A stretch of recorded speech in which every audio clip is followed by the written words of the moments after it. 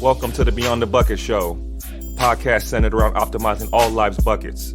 We all have buckets we are balancing: coaching, entrepreneurial ventures, family, passion projects, and health. Let's all take this journey together and become bucket fillers. And here's your host, Chris McSwain. Welcome back to Beyond the Buckets. We've got another fantastic guest today. Our guest is an assistant coach at Sacramento State University. She is also an all Pac-12 player back when she played, and I believe she has the record for three-pointers made in a season for the Golden Bears. Asha Thomas, welcome to the program. Thank you, Chris. Thank you for having me. Well, we're going to get to a lot, but I first want to get a fun fact about yourself, something that even if they know you, they might not even know. Ooh, you might have to make me go back for a minute. I'll say probably I played piano for about 6 years growing up. Really? A lot of people don't know about that. So could I read a little bit of music now? Yes. Okay. Can I put a whole thing together? No. No, not at all. So tell me about the piano. Like what you said you started at age 6. How long did you do it for? So 6 years. My grandmother actually kind of got me started in it. And I don't really know why she did, but I would say, especially on my dad's side of the family, they wanted us to be versatile. So not just one thing or one dimensional. I think that was just something. And I love music. Our families love music. Right. And she had a piano at home, and I would just go over there and just try to figure out something, just hitting the notes. But she had a longtime friend that was doing teaching music. And so I did that for 6 years. And then once the basketball picked up and I took it a little bit more serious, I was like, I don't have time for piano anymore. No doubt. Yeah. Okay. Well, I love that. That's a great story. It probably taught you a lot, even stuff that you may not even think that you learned from being able to just like play with the keys, the hand-eye coordination too. You have to be really coordinated and able to do that. And so a lot of that stuff really translates. And that was one thing that I wish I would have played was an instrument. I love the piano. I used to be able to play one little note. It was the little Tupac beat. Dun, dun, dun, dun, somebody taught me how to do that, and I was like, every time there was a piano, I could go bust that out, and people would be like, "Oh, Chris, you know how to play piano?" I'm like, "Nah, not really," but I do got that in my system. But yeah, that's a cool story. Okay. So why don't you give everybody like a 3-minute origin story about you, just a little background and context for everybody. Ooh. I mean, I'm from East Oakland, born and raised. And one of my biggest things, I would say, family is very important to me. So since I came out the womb, I've always been a family-oriented person. I've always been true to who I am. And then obviously basketball is a big piece of who I am and what I do too. So just growing up, I had an older brother, Quentin Thomas, went to Oakland Tech, ended up going to University of North Carolina. So I got to see the high level, especially during that 2004 at Tech, when there was OEL just popping everywhere, every school. So I got to see high level from there. And then the ACC, going to Final Fours, and then just kind of going from there and navigate my own journey through basketball, through playing at Bishop O'Dowd, going to Cal for all 4 years, playing overseas, and then now eventually get into coaching. And so I guess that was less than 3 minutes, but that's kind of a summary of kind of who I am and things that pieces and puzzles. For sure. Well, we're going to touch on a lot, but one of the things that I was very like shocked by was you started all 4 years at Cal, but you only missed one game in your entire career, which is crazy.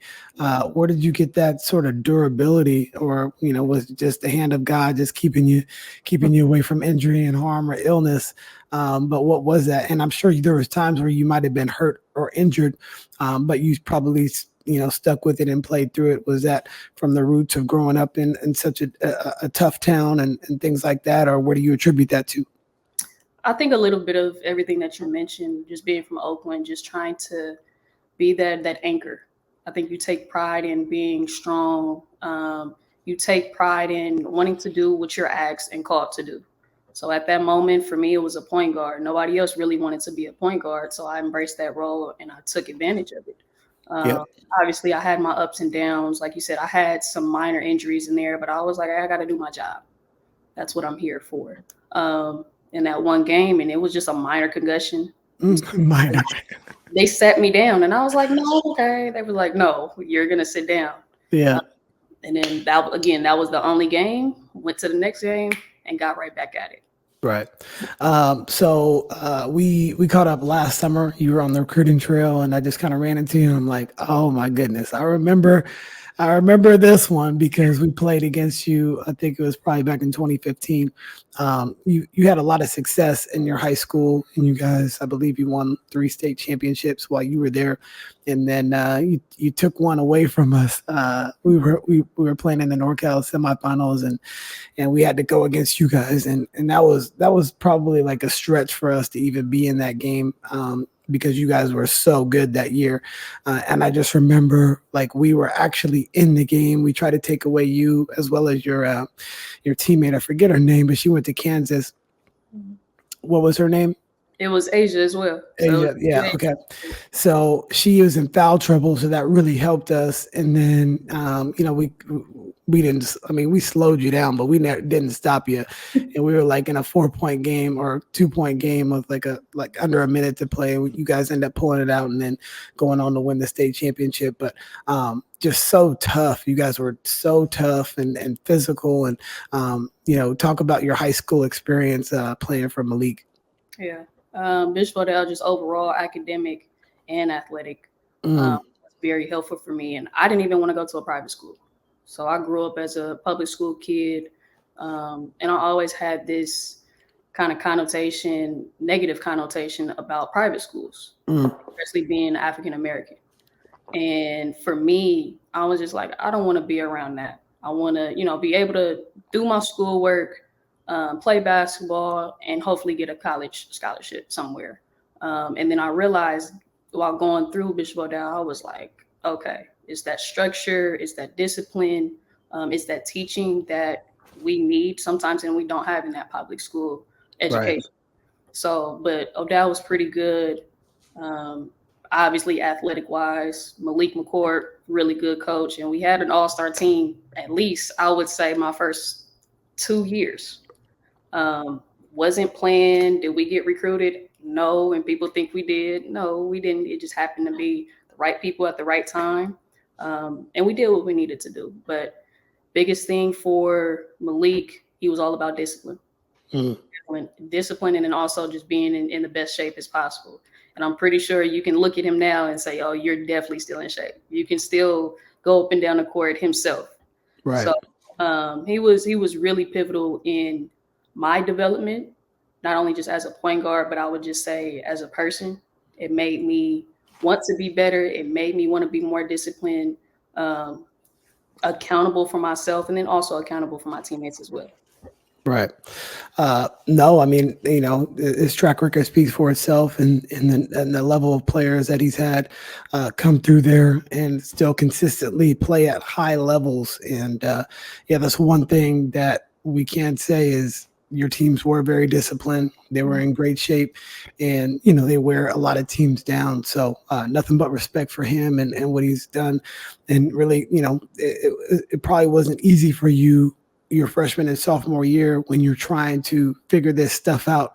And so many people right now want this microwave, sort of mentality where I want to get this and I need it now. And so the transfer portal and kids transferred in high school and not liking the situation because you got to go through a little hard stuff to get to where you want to get to. But talk about your mindset and why you fought through your early years, not getting the playing time and playing on these all-star teams and finally figuring a way out.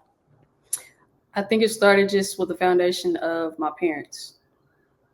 They always taught me, and one thing that I will never, ever forget, they both said there's always going to be somebody better than you.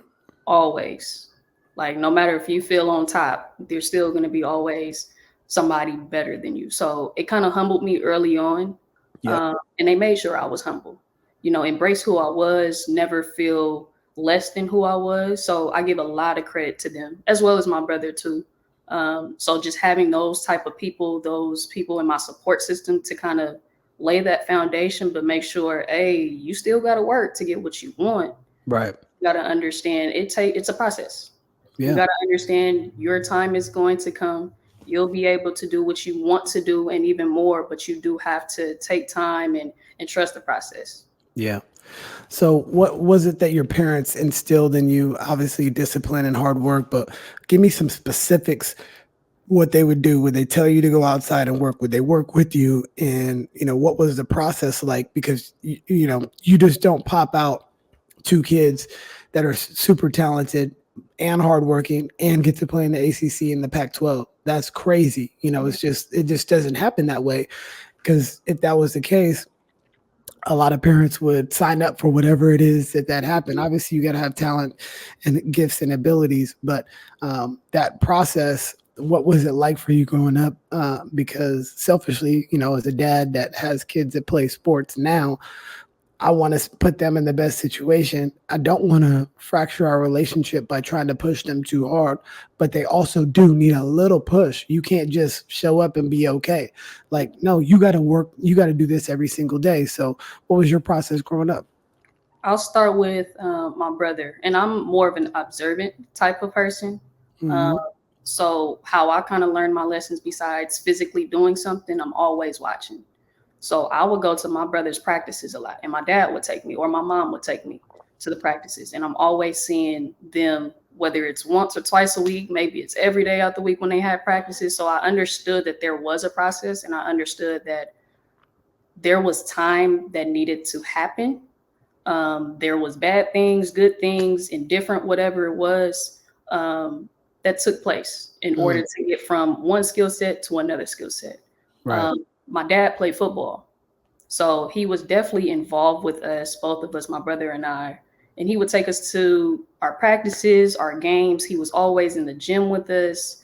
After practices, he was shooting with us, and we did that kind of often. And I like to be in the gym. So after practice, I'm just shooting, whether it's fun, whether it's like I missed a lot of shots, whatever it was routine.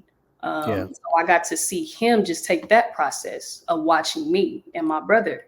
And I'm like, okay, not only are you paying attention, but you want to see your kids grow and develop. Yeah. On the other side, my mom wasn't really into sports. She was more of kind of like a dancer. But one of the biggest things I will say, my mom loves to cook. So as I would watch her, obviously it's a process to build something good, to have the right taste for something. If it's not enough seasoning, this or that. And then I also paid attention to, like, she can have a whole meal, prep for a whole meal and knock it out like this. And I'm like, how are you doing this? But again, as I got older and started putting two and two together, it was timing. She needed to learn how to get better at it, or she watched somebody and understood that in order for it to have a really good product, you got to add little pieces here and there. You can't just and put everything in a pot. So those are some of the things, some specifics that I really paid attention to that I kind of apply in my life now. And just as I was growing, I'm like, okay, I see why certain things happen the way they do. Yeah, for sure. No, that makes a lot of sense. And having a brother that was older, you were able to just watch.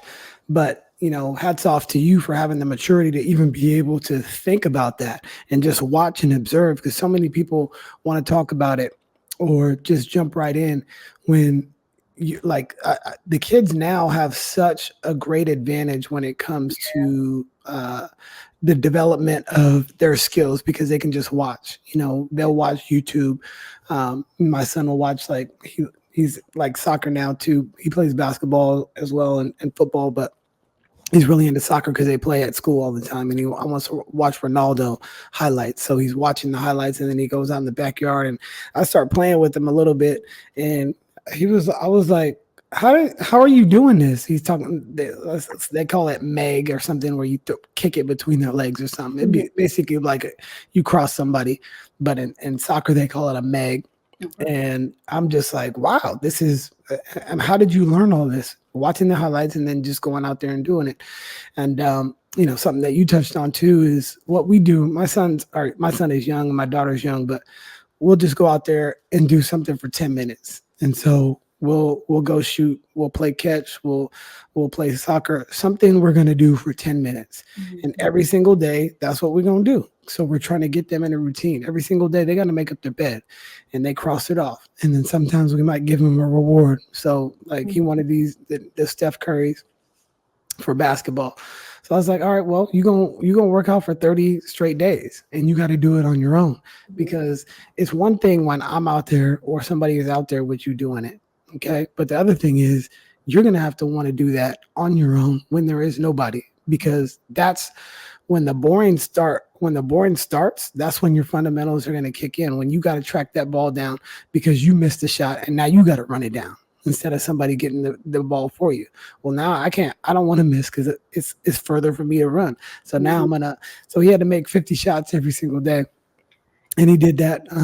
And we didn't give him the shoes because he decided to, mess around in school. And we don't play that at all. I'm sure your parents didn't either.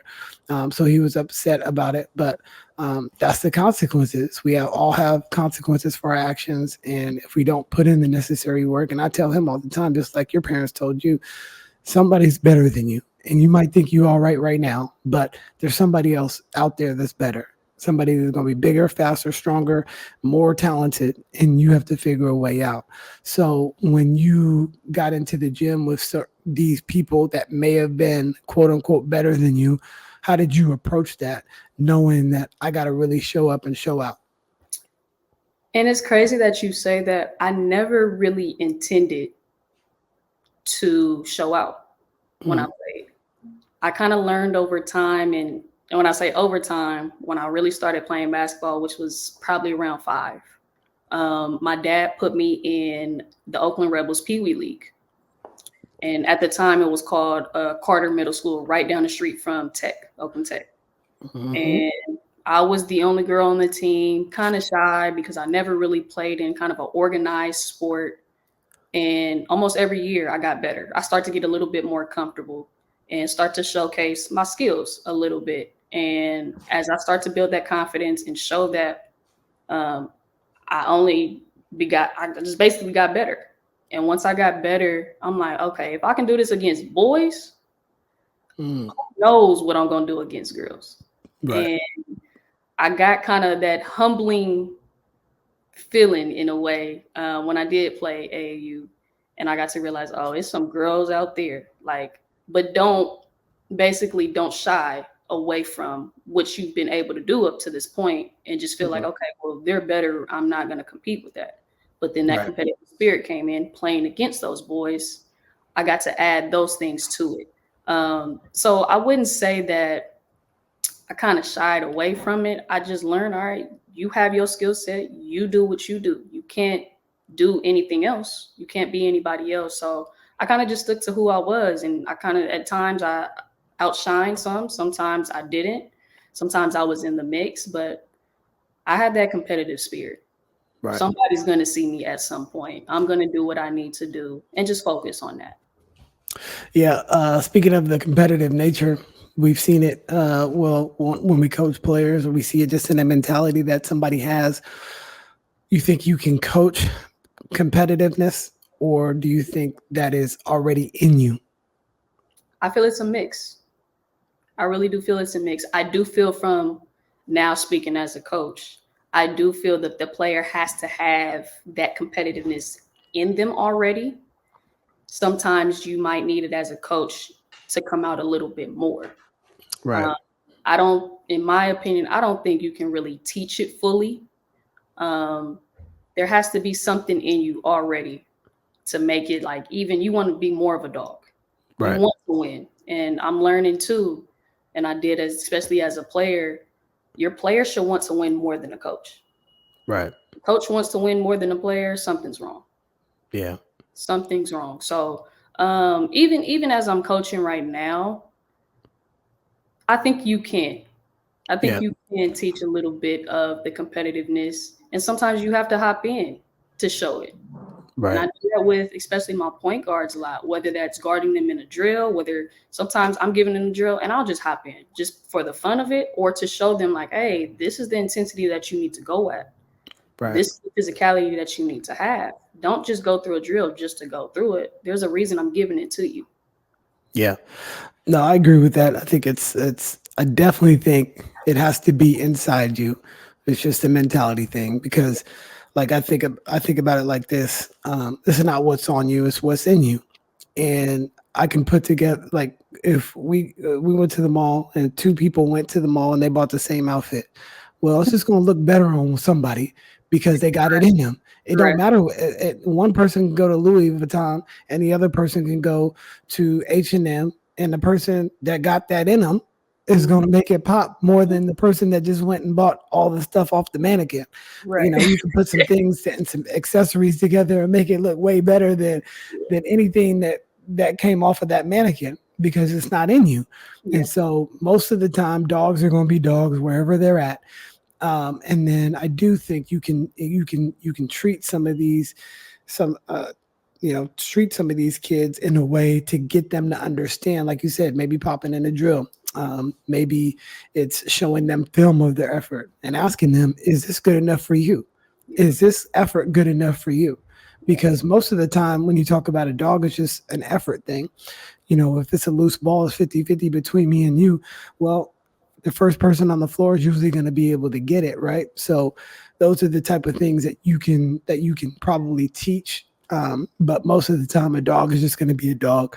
And there's different type of dogs too, because you can look at Steph Curry. Everybody knows that guard Steph Curry, he's a dog. He may do it in a different way. He might not even say nothing to you. Mm-hmm. And Draymond's going to do it in a different way. And everybody can do it in their own way and get the job done. But you, first and foremost, it's just really got to be about high level effort. And if you don't have high level effort in anything that you do, you're never going to be successful. And that's what people need to understand. And I think it's that confidence. Mm-hmm. That's especially with this generation of kids today. And keep going, but that's what you just talked about. When you were growing up, you got to play against the boys and you got ultra confidence because you saw you were able to have some success against quote unquote boys that might be bigger, faster, and stronger. And I'm still out here doing what I do. Right. And that confidence is very, very key. You're right.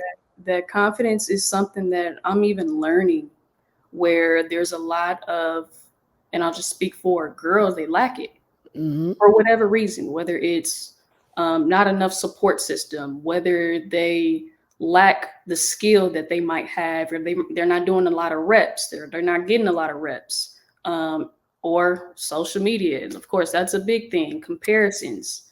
And I'm just trying to help my current players, to understand, obviously you got to put in the work. I think that's one of the first things that you have to put in. You have to put in the work. You have to have the mindset that, okay, me putting in the work doesn't guarantee me the reward. It's going to help me. Say it then. Yes, I love it. It's going to get me closer to it. And over time, you're going to get to some type of reward, whether it's something that you really thought of or more.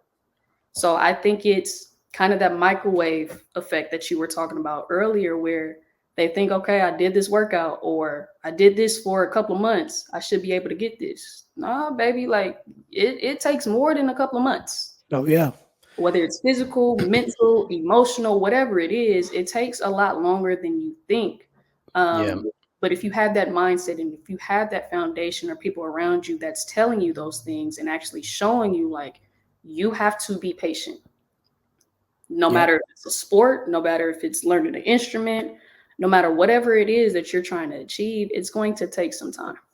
Yeah, for sure. And you're never going to be a finished product. So even if you do hit the goal that you want to hit, there's going to be another level that you have to go to. And if not, you just stop growing and you're not going to get better. But that's the great part about coaching is you have to open their eyes and be able to explain this in 10,000 different ways, because the way I say it today, it might resonate that day.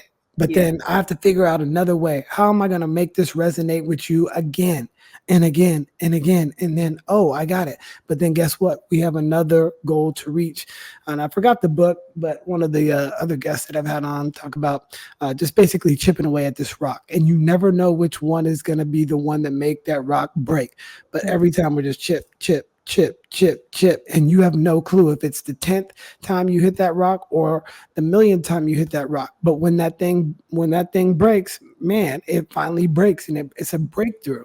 That's why they call it a breakthrough, is because you got through something that was very difficult, and now you've broken through, and now you can see the fruits of the labor that you already put in. And you talked about food with your mom and how she cooks. I'm sure she probably cooks a great Thanksgiving meal, but there's a preparation that takes place before she even figures out. That's weeks in advance. Weeks in advance. You could throw something together. Like I threw something together real quick tonight. Didn't taste like no Thanksgiving. It did not at all. It was quick. It was put together, and and the taste followed suit, right? So that's the thing. We got to get out of this microwave mindset and get into a Thanksgiving mindset, because Thanksgiving, you remember those times and those memories. After today, I'm not going to remember what I ate today at all. You just don't. But I can remember every Thanksgiving that my grandma cooked. Every Thanksgiving. She happens to live in Oakland still. She's 94 years old, but she went and spoke at Bishop O'Dowd about like 6 months ago. So I went off on a tangent. Sorry. No, you're good. Well, I get excited when we start talking about stuff, and now, being I coached when you were playing, and now you are a coach coaching others. That means two things. One, that means I'm getting old, but two, that means this next generation is going to be teaching the next generation. So tell me what that feels like to now be in a position to mentor young people, young women especially. And I'm a firm believer that we need more women coaches out there. Yeah. And I never wanted to be a coach. I remember you telling me that last summer.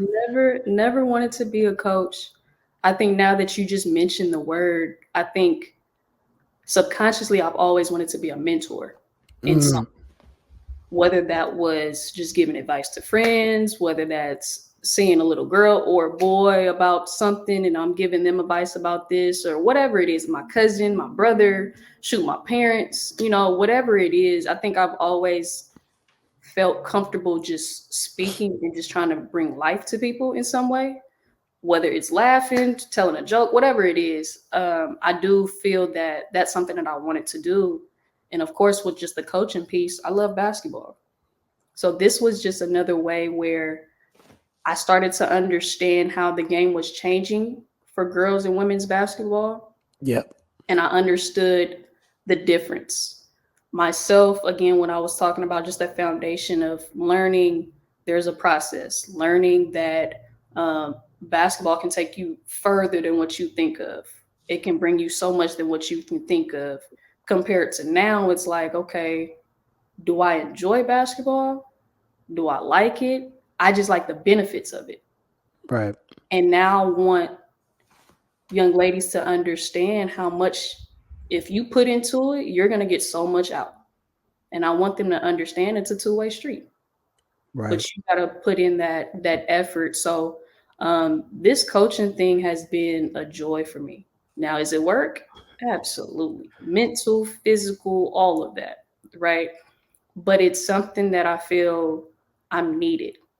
Like you said, more women, especially that just finished playing, whether it's college, whether it's professionally, and still have that relatability to these young girls, whether they saw me in college, whether they, I don't know, grew up and I was playing at O'Dowd, whatever it was, or even just through somebody that they know of and they just heard, oh no, she could hoop back then.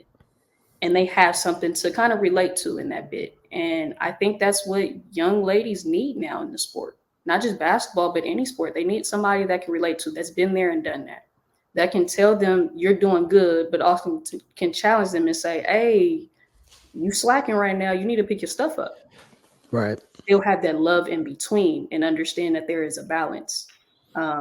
So the coaching thing has been a really, really not just life-changing thing, but also helped me understand who I am, but also who I want to be for these young ladies. I like that. So tell me about what it is to be a coach.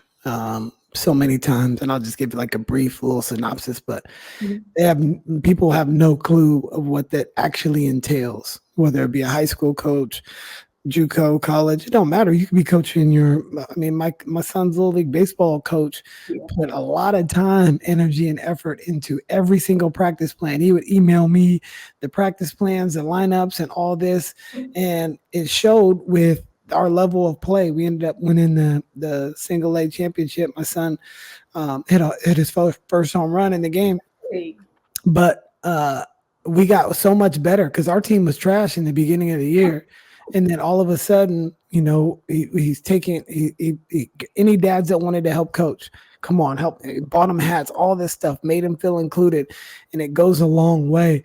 I just think what does a day look like for you during the season? So somebody that is young that might be listening to this is like, I want to coach. What do they need to know about what it is to coach college basketball in your situation? Coaching is a 25/8 job. 25/8 job. So that can consist of basketball stuff on the court. Obviously, off the court, you want to make sure they're okay. It's almost, to me, and how I take it in my role as a coach, almost like a mom. I'm not a mom. I want to be a mom, but in a way, it's almost like guiding your daughter, guiding your son through life, especially the pivotal moments going through college. So I would definitely say, obviously, the basketball piece, the off the court piece, making sure they're doing great or hopefully well academic wise. You want to know about their life a little bit, not to be nosy, but you want to know, okay, besides a student athlete, what else are your interests? What is something that you want to do after college? What is something that ticks you off? What are some things that make you you? So it's also kind of interviewing them throughout the 4 years or 5 years, however long they're in college. So kind of like a interview process with them. And I would say at least 2 things that you definitely need to have: patience, commitment. And I'll throw another one in. It's just like kind of a countless or just a continuous level of effort that, regardless if I'm tired, I still got to be on my job. Right. Whether I'm on the floor, whether I'm in my office, whether I'm getting something to eat, somebody's always watching and you never know. Always be yourself, but there's always someone watching, but it takes a lot of work. It takes a lot of work, but you have to have whatever drives you, whatever that purpose is, that's going to keep you going. The money, that's cool, great. But that can only go for so long. What is something deeper into you? Why do you really want to do this? Right. I think the money thing you mentioned is a good point that I was thinking about. I was hearing somebody say, so the actor Jim Carrey, he was like, I wish everybody was rich so they can understand that money isn't everything. And so if you can do something that you really completely enjoy and love, and it don't mean that you're going to enjoy it every single day. I love my kids more than anything, but sometimes they're not enjoyable. It just happens like that. And you talked about you can't get tired. Yeah, everybody's tired. If you work a job for 40 years, you're going to be tired. but what's the alternatives to stop? And so what you're actually explaining is life lessons that they can take on once they get past this, because honestly, college basketball should probably be one of the hardest parts of your life. That should be one of the most difficult things that you have ever done. And if you can accomplish that, you can accomplish a lot of things. And that's why there's so many high-level people that want people that played 4-year college sports. You just do, because you have a work ethic that not everybody else has. You've got a different mentality that not everybody else has. When things get difficult, like, you're running to it instead of running away from it. When something gets hard in a relationship, well, I had to deal with, multiple different people in a 4-year span in college, and people in and out, people transferring here and there, and different coaches and stuff like that. There's some people on your team that had to go through 2 coaching staffs now. Right. So like, how do you deal with stuff like that? There's going to be constant change and fluctuation with regard to your everyday life. And if you can manage those things, you're going to be a lot better suited once your basketball is over. Because please believe me, and this, basketball is going to stop bouncing at some point. Okay. And I also heard this, like, don't let the game use you. Use the game, leverage the game to get to different places. You've got to see the world. You got to get paid to play. That's just such a beautiful thing when you can do all those things because of this round basketball. But don't let it take away from who you are. Like you said, you always have to be yourself, but understand that people are watching. So, to that point, what do you suggest to student athletes about that? Because people are watching, and especially now with how college sports is becoming more of a business, what does that look like for a student athlete now? And I always ask, whether it's our current players, whether it's recruits I'm talking to, it goes back to what I said. What is your purpose? Why do you play the game? And that can answer a lot, whether that's my favorite player, I got to see them play, so I'm watching them, whether it's, again, the benefits, whether I want to go travel at some point, whether it's I'm using this to pay for or help me get into medical school, whatever it is, right? So I think it's whatever your purpose is going to help you get what you want, but also throw in things that you never imagined. Right. So I think in that piece is not only just figuring out your purpose, but what do you want to get out of it? I don't think somebody should just go into something and not have a clue. They should have something, just even if it's just one thing, you should have a clue of what you want to get or what is a reward that you might want to get from it. And some things, some kids don't even know the reward. They just want to say, hey, I want to be, especially at a younger age, I just want to have friends. And that could just be it. And it's okay. Obviously, when you get older, it's something else more than just friends, because friends can leave and friends can go at the end of the day too. So your purpose, really, why do you want to get into something?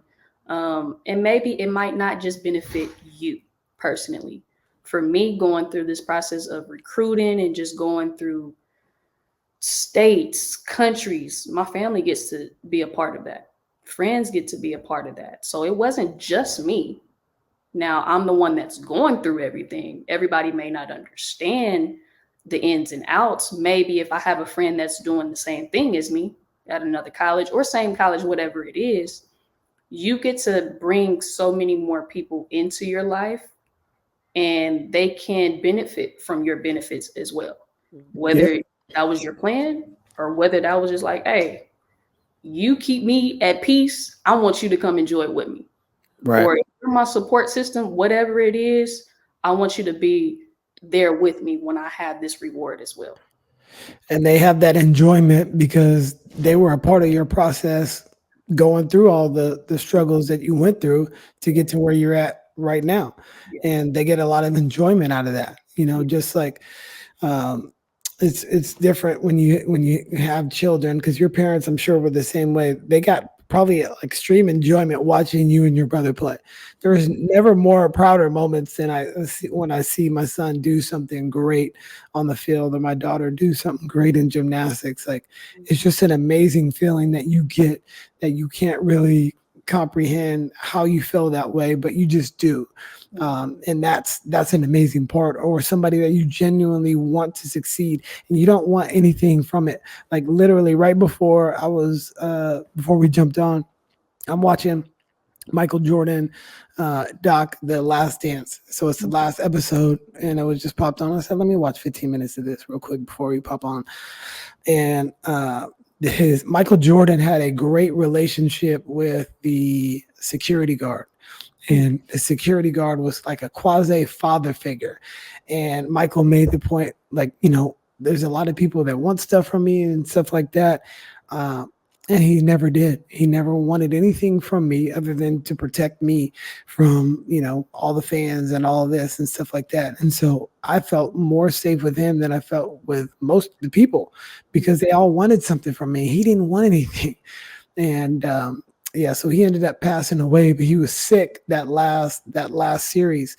And Mike said, yeah, I'm taking you to Utah. You are lucky charm, all this. Now, he would talk trash to him because that's what Mike did. But he had so much love for him. And his wife said a story about Michael calling him in the middle of the night, like at 2 a.m. And his dad had passed, and I guess Jordan was crying.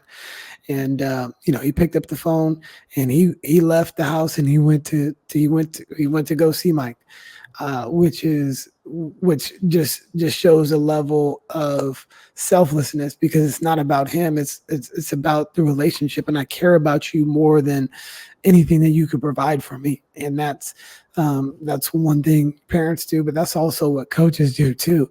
And I wish people would understand that a little bit more. One of the reasons why we bring on a lot of coaches to talk about those sort of things. And you just kind of mapped out all of it, like why you coach, the reasons why you want to do this. And none of those reasons were selfish. None of the reasons that you mentioned were selfish. And I think that's a beautiful part to the person that you are. Thank you. I think that selflessness piece, again, came from that foundation from my parents. But I get fulfillment just out of helping others. Whether that's a coach, whether that's a friend, whether it's a stranger on the street, whatever it is, it's something in me that makes me feel good about myself. Yep. At the end of the day. And if we're just talking the coaching piece, the basketball piece, I've been there, I've done it, I'm done with the basketball. Now I want to see somebody else go through that, whether it's the same level, whether it's a higher level than me, whatever it is, like I want to see that. I really do want to see that. Just like you said with your kids, like you want to see that development. Not now, do you want to see them get hurt or do you want to see them in the low paths in life? No, but that's a part of life at the end of the day. And so I like to see that. And again, I just get like a satisfaction from it, a fulfillment from it, where I'm like, Asia, you must be on the right path if it's feeling good for you and if it's long lasting, which ends up being or turning into a relationship that you never thought that you would have. 100. Yeah. And coaching, again, it should be, and I'll say this, it should be about relationships. It shouldn't be about anything else. Relationships, helping somebody grow and develop, and some other things too. But I know there are some coaches that kind of take it too much for themselves, and it's prideful that you get to help these people in a way. Kind of take it a little bit too far, and it's like, nah, that's not your job. Right. No, and I think that was probably more of the old school type of coach, is a transactional type of. Yep. Okay, we're back after a few technical difficulties, but I wanted to touch base with you real quick in regards to AAU right now, and what are your thoughts on it? Is it even important for kids to be on the circuit anymore with hardly any freshmen getting real opportunities at the college level because of the transfer portal? Like, what would you do if you had a kid that was a sophomore in high school that wanted to play college basketball? What would you do? And just kind of give me a lay of the land of AAU for you right now. Whew. Let's start with just saying AAU is so different than when I was playing. So different in this different aspects. The business side, of course, there's so many tournaments. Literally, and even just now as a coach, I'm looking and just seeing, where do we need to be? And it's so many, so many, so many. Um, do I think that if I, again, to answer your question, if I had a daughter, sophomore, going through this process, I wouldn't have them play in every tournament for reasons of durability, for reasons of depending on the competition. Like, I want to see my daughter play against elite talent and then also not elite talent, because I want to see, okay, how do they measure up? What is their mental going into it? Are they scared? Do they fold? Do they rise? Whatever it is. And then also on the flip side, when they're playing not so great of a talent, are they the same? Do they drop their level of game to their opponents? Because you kind of want to see as a parent, and I'm not a parent now, obviously, but you want to see your child, what is their mental aspect going into these type of situations.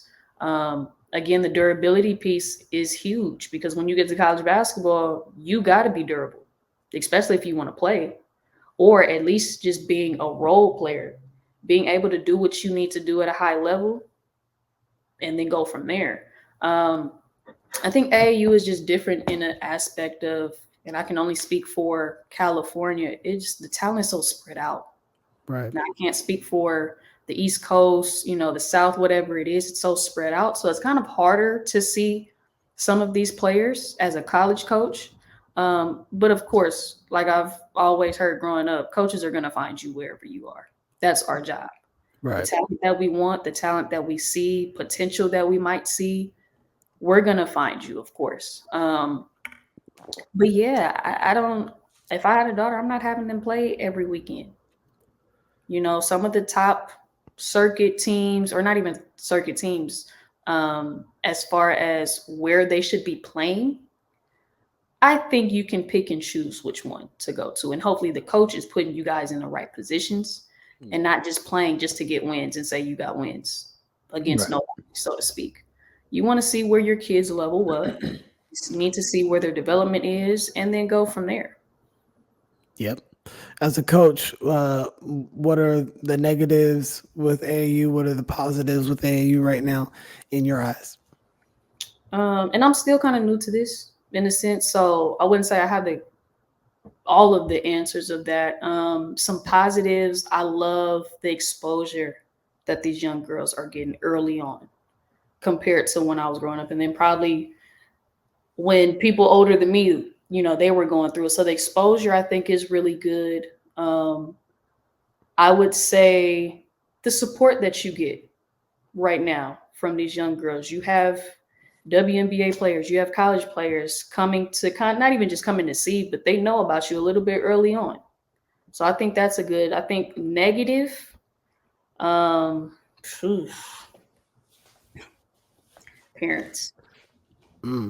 Parents.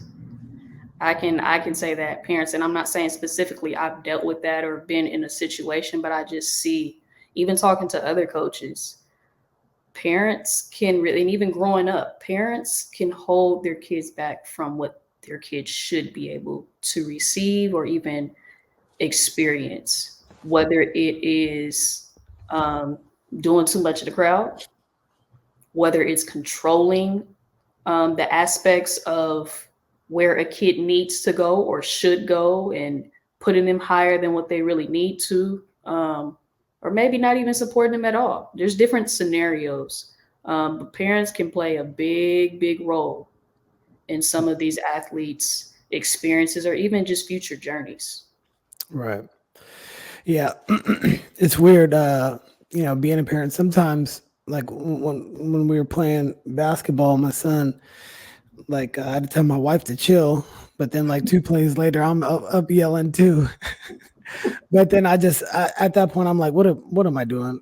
He's 6 years old. Like, we need to chill. So I just went and sat on the other side. But I think, seeing how parents can affect the overall team, Yeah. Yeah. and not just the experience of their son or daughter, but also the entire team is very important to just fall back, because your point, most of the time the kid is going to be good enough or they're not. And most of the time they're just not. And you have to be okay with that too. All you want as a parent is two things. One, did your child have fun and enjoy the experience? And number two, did they get better at whatever it is that they were doing? If it's playing the piano, did they have fun and did they get better at it? They learned, hopefully. If it's basketball, it's the same thing. And so, I've kind of moved to more experience based stuff.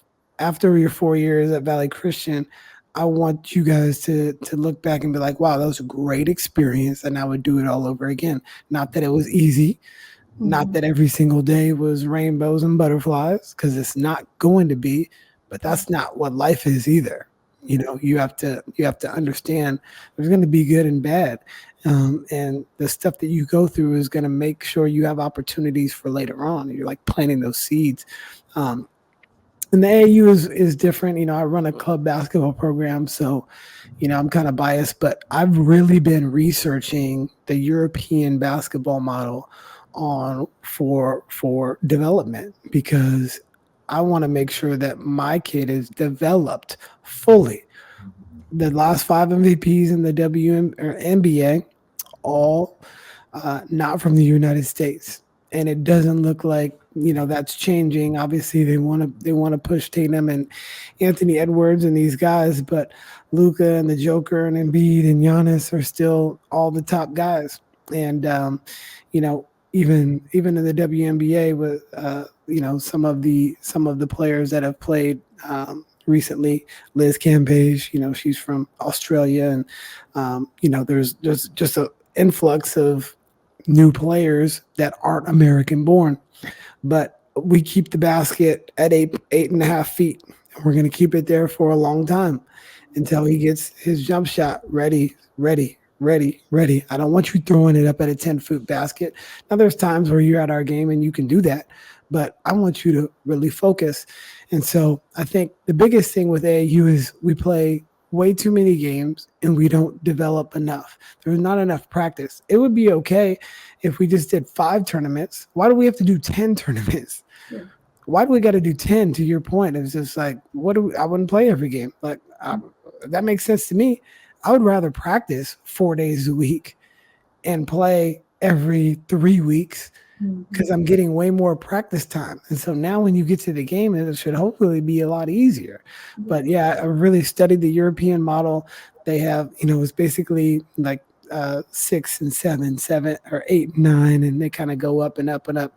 And then the basket doesn't really get to 10 feet until they are around 13 years old, 12, 13 in that time frame. But they play small-sided games a lot. They play 3-on-3. You're getting way more touches than 3-on-3.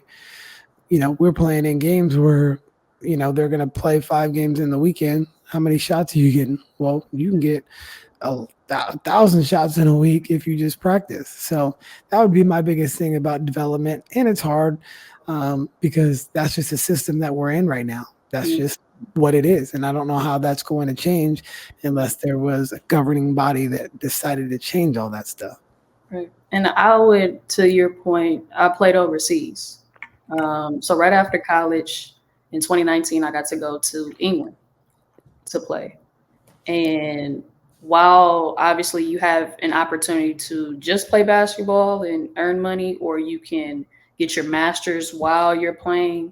And I decided not to get my master's in that sense. However, they gave me the opportunity to kind of start coaching their younger teams, or at least one of the younger teams. And it was, I want to say it was like 12 and under. And I had to basically take a test in order to be a legit coach, a licensed coach. And how high was the hoop at that point too? Was it lower? Yes. Okay, so my information has been accurate. Mhm. No, it was definitely lower. And they had, when you go into the gym, they had a button where you can press where it can go lower, that 8 feet or whatever it is, right? So I had a book, a pamphlet of lessons to teach, the progression of the lessons, when to add the games and all of that. And I was like, this is so opposite of, back home, US. But Wow. it makes a lot of sense because they want that development. They don't want you just to throw you in the fire and just you learn as you go compared to how we do. And as I was teaching certain things, it made me kind of take a step back, like, this is what we need in the States. You still have that pamphlet? I have to find it. I know it's at my parents' house. Okay. I have to find it. And you got like a certificate of all of that. And I'm not saying like the test was very hard. Sure. How technical certain things were in teaching, where we, as people that played, we would just like kind of naturally do those things. And sometimes it takes us a step back, like, oh, we need to teach this, and kind of remind ourselves or reteach ourselves how to teach somebody else. And it made me kind of get into coaching a little bit, I would say, from that just scenario or that experience. And I enjoyed it, but they are really big on development, really big in development. And then when I went to Germany, didn't have to go through that same type of process, but they still wanted the professional players to come over and just help, whether it's with camps, whether it's teaching basketball, you could be a coach in training, whatever it is. And you brought that up and it reminded me, and I'm like, that's something that we need, because there's coaches that do not know how to coach, or specifically how to teach, especially when it comes to younger kids. Right. And I think there needs to be some type of progression for coaches. I really do think so. It's needed, and I really hope, and I'm gonna say this, I don't want the trend of basketball to become or keep going and considered watered down because of a lack of teaching. And it's definitely getting there, because there is no requirements for you to be an AAU coach. Yeah. Literally, I can be somebody off the street, and if I got 6 kids that can get uniforms, we can go out there and we can hoop. Yeah. And that's the biggest issue. They're not really not everybody's qualified. Now there are qualified people, of course. Yeah. But not everybody's qualified to do it. And then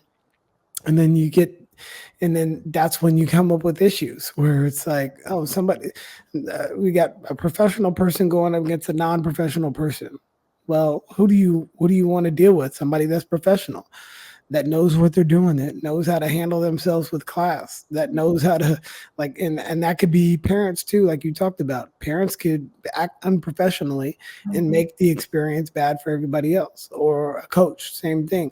Or a coach that just, doesn't really know what they're talking about, and they just pop out there and they just start coaching, and that's unfortunate. But now as I look at it, and I'm looking at it as a coach, I'm looking at it as a father, I'm looking at somebody that loves the game, what can we be doing differently? And I might not be the person to be able to help change the situation, but maybe I can change it for my team. Maybe I can change it for the coaches that I know. And in this, maybe it's some coaches that listen to this podcast and they're like, okay, we can implement some of those things. Or maybe it's my son or daughter's teams that benefit from it. Because I had Sammy Doucette. She's, you probably know her. She's Orange County Community College coach. She's back-to-back state titles. But she used to coach with Kobe, and she used to coach Gigi. And she told me that they practice 5 days a week. And Zach Randolph's daughter is on the team, and she missed practice, and Kobe didn't play her. Mm-hmm. And that's just what it is. Yeah. You have, and they practice 5 days a week. And if you and wherever you're coming from, he was coming from Newport. Some of the other people were coming from LA. No, we're practicing every single day, and we need to get this work in. And obviously she would have been a high level player.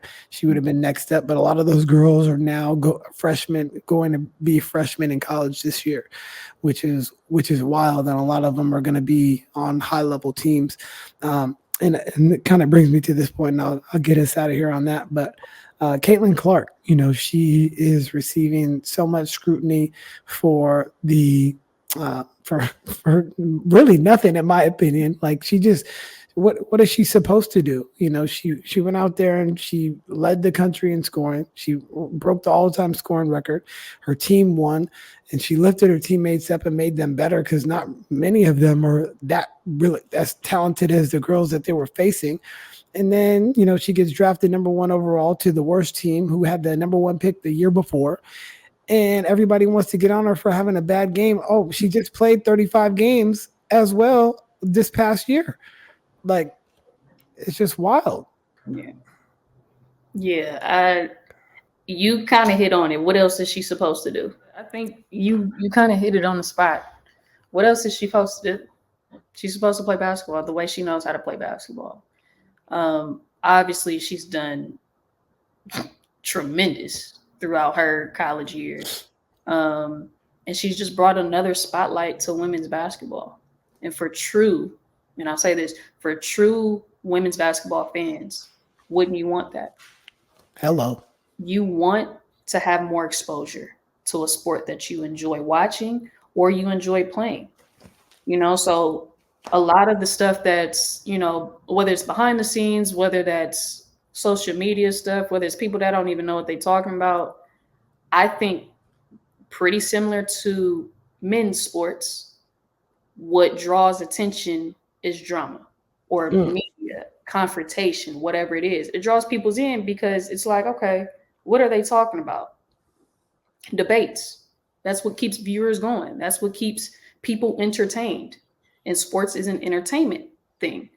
So this is something that, sad to say, has to be a part of sports in order for people to want to view it. Do I like how a lot of these things are happening? No, but it comes with the territory. And you would hate for Caitlin Clark to kind of deal with this stuff, because she's like, at the end of the day, I just want to get paid and play the game that I love and I've been playing for a long time. And I get to play that at an elite level. My family gets to benefit off of it. There's a lot of stuff that goes into it, but I know at the end of the day, she probably goes home and it's like, bro, I just want to hoop, go home, enjoy my family, and chill. All that other stuff, I could care less about it. Right. And she'll probably get back to that. Like, she just came off a long season. Yes. Like, she held them on their back. Like, it's just going to take a while for that to happen. It took LeBron 9 years to finally get a ring. And I did this yesterday with Coach Jules, but, some of the best players, Candace Parker, Caitlin's 22. Candace Parker, I believe, was 25.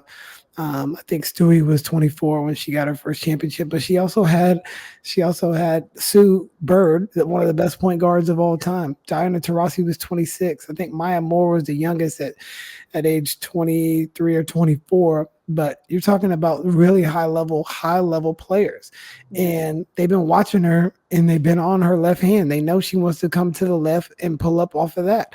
She's had the ball in her hands the last 4 straight years, and probably even the 4 years in high school, and probably the 3 years in middle school. Like, she's probably always had the ball in her hands. Yeah. And so the defense is better. The coaching is better. Yeah. And she's just not used to it just yet, but she's going to get used to it. And it's going to turn around for her, because she's going to do what she always does. Just put the work in, clock in. And, hopefully she's got a really good team around her, because, just trying to muffle out all that noise that is probably in her head. Like, for somebody that is not built for that, that would be very difficult. I couldn't even imagine all the scrutiny. You just pick up your phone and your name is just trending every single day. Like, come on now, it's crazy. Yes. And again, a lot of this stuff, it comes with the territory. Again, coming into the league, you're going to learn stuff that you felt that either you didn't need or you didn't know you need to learn. Vets that's already there, welcome to the league moments. Like, that's going to happen. Everybody that's in the league at some point, no matter what sport, you're going to have that. It's going to come with it. Media, all of that. So I think she will be fine. I'm not worried about her doing any, I don't even say worse. Like, she's going to handle it how she handles it. Right. She just had a 30-piece last night too, by the way. So. She's going to do her job. At the end of the day, she's getting paid to do what she does. Right. I'll get you out of here on this. I know you got a lot of camps coming up. I know you guys are hitting the recruiting trail for Sac State. Big season upcoming for you guys, and I know you guys are expecting a lot of talented players. But what other stuff that you have going on that you can promote? We'll have in August. We'll have an elite camp, August 3rd, here at Sac State on our campus. So anyone that's from, I believe, high school age prospects, if you want to come, we would love to have you. And then we'll have another kids camp here on Sac State the following week, August 10th. The elite camp. And where can everybody follow you? You can follow me. You can Google me, whatever you like. Asha Thomas, ATZ on Instagram, and then shoot, I don't even know what my Twitter is, but it's still Asha Thomas. You can find me easily on there. That's where I am. All right. Stay after the outro so I can say goodbye. But this is the outro. It's good music too, by the way. Hey. Thank you for listening to the Beyond the Buckets podcast. Please remember to subscribe, rate, and share the show with your friends. And until next time, take care.